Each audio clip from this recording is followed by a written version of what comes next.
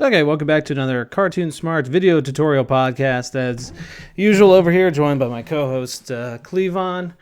Yes, indeed, and we are going to talk about ternary conditional operators. I think conditional operator was actually the name of a classic Steven Seagal movie where the president got.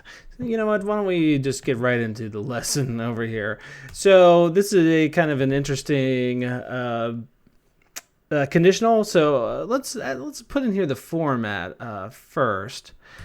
So how you would write this would look something like question, and then oddly enough, you do a question mark, and then here would be your two answers separated by a colon. So answer one and answer two. So you can make another variable equal to basically this block of code, and then you're going to get one of these two things. So if you were to actually type this out, and we're just going to keep seeing these errors, if you were to kind of unshorthand this, here would be the longhand way of what it would look like. So if this was a Boolean value, so either true or false. So if this was true, then you're going to get answer one. If it's false, you're going to get answer two.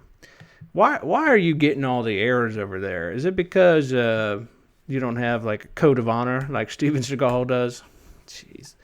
Okay, let's. All right, you want to here. You want to keep using Steven Seagal as your. All right, well, you mess with Steven Seagal. Is it Seagal like a seagull?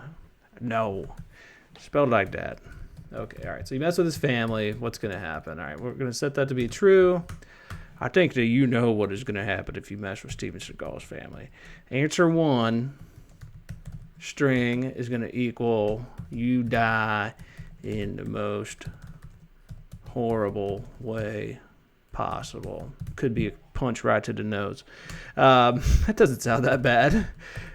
Well, it's not. You never gotten punched in the nose by Steven Seagal. And then string two would be like maybe you die less gruesomely. Why don't you just put in there you live? It makes it a little bit more clear. All right, fine. All right, so there's our answer. There's our values that we've got over here.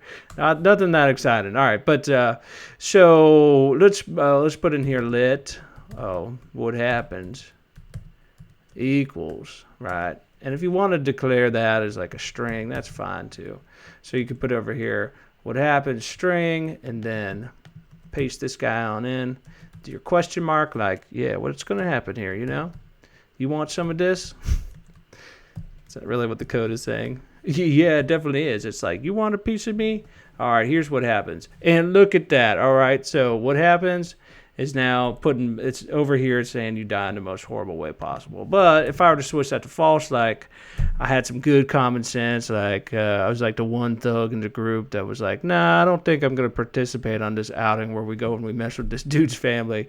He was like, I'm just going to kick it back here at the thug house. At the thug house? Well, you know, the thug bar, whatever it is. He was like, I'm just going to keep shooting pool tonight. And then, you know, so he would actually end up living.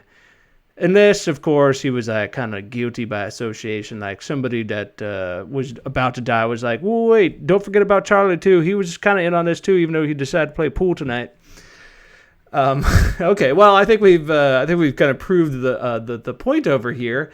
That this does work, but you know we could take it kind of a little step further. So watch this. Let's make another one. Let me just come down here. Actually, I'm looking at your notes. Mind if I just take over? So what you could put in here is like var. Kick punches. So let's just take it to that level. Like this would be kind of how Steven would exact his revenge. And just for right now, we're going to say kick punches was an int. I guess you could have like a floating point kick punch where it's like maybe the kick got executed but not the punch fully. But and then what we're going to do is say that we're going to say let the total number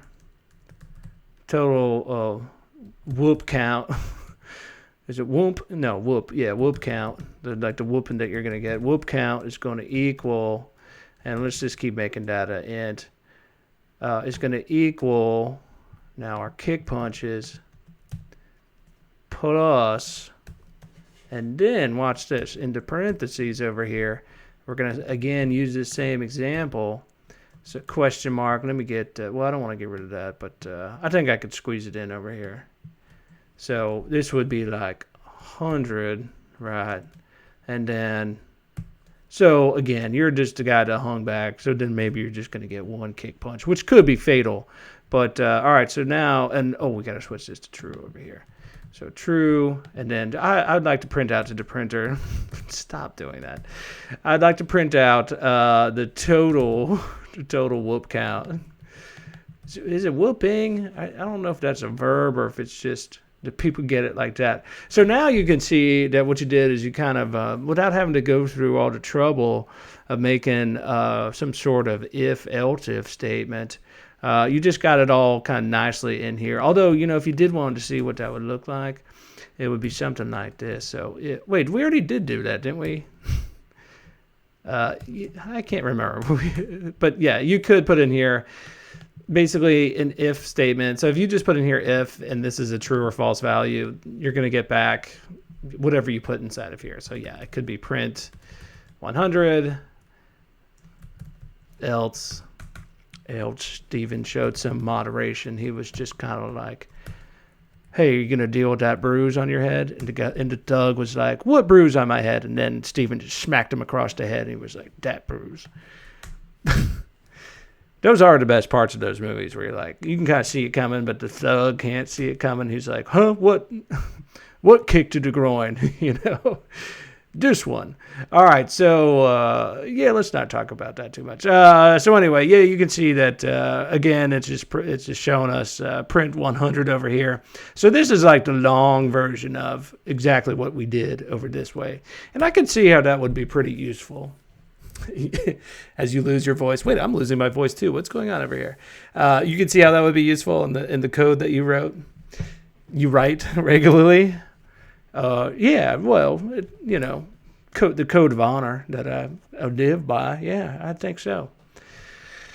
Okay, well, another fascinating CartoonSmart video tutorial podcast where we pick apart the Swift programming language nearly one page at a time, don't we?